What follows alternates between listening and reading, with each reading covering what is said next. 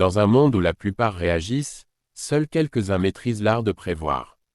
La pensée stratégique est la capacité de voir à des années-lumière, de manipuler les situations à son avantage et d'agir comme un véritable maître de l'échiquier de la vie.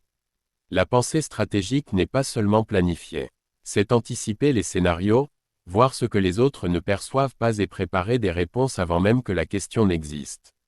Un maître des échecs ne pense pas au coup actuel, mais à 10 coups d'avance. La vie est ainsi, un échiquier invisible, où celui qui ne comprend pas les pièces finit par être déplacé par elles.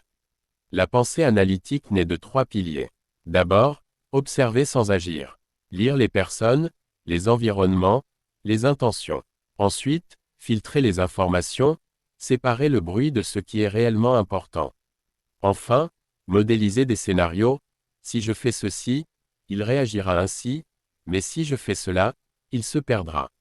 Dans toute situation, l'esprit stratégique n'agit jamais par impulsion, il projette. Dans l'art de l'ingénierie sociale, manipuler n'est pas forcément négatif. C'est influencer. Un véritable stratège guide la perception des autres avec subtilité. Il reflète les gestes, utilise des questions qui orientent la conversation et transforme l'information donnée par l'autre en avantage personnel. La majorité parle pour être entendue. Le stratège écoute pour vaincre. Penser comme un joueur d'échecs signifie ne jamais bouger sans but.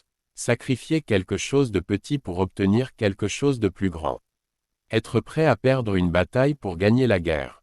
Comme dans le jeu, dans la vie réelle chaque action est une pièce qui avance avec calcul et intention.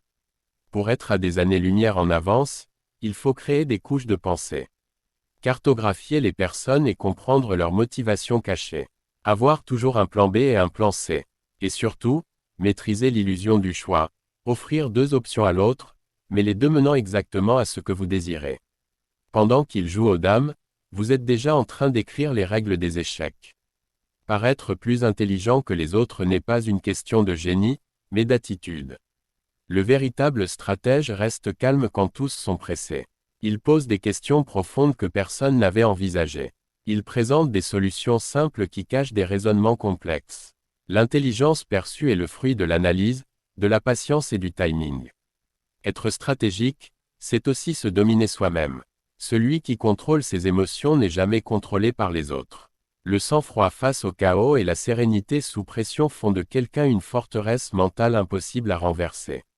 Et enfin, le plus grand secret, la stratégie ne consiste pas à gagner toujours, mais à choisir les bonnes batailles. Les véritables maîtres ne mènent pas toutes les guerres. Ils savent quand avancer, quand reculer et quand laisser l'ennemi se détruire tout seul. Dans la fiction, les maîtres de la stratégie paraissent des dieux. Mais dans la vie réelle, ce sont simplement des humains qui ont appris à penser au-delà de l'évidence.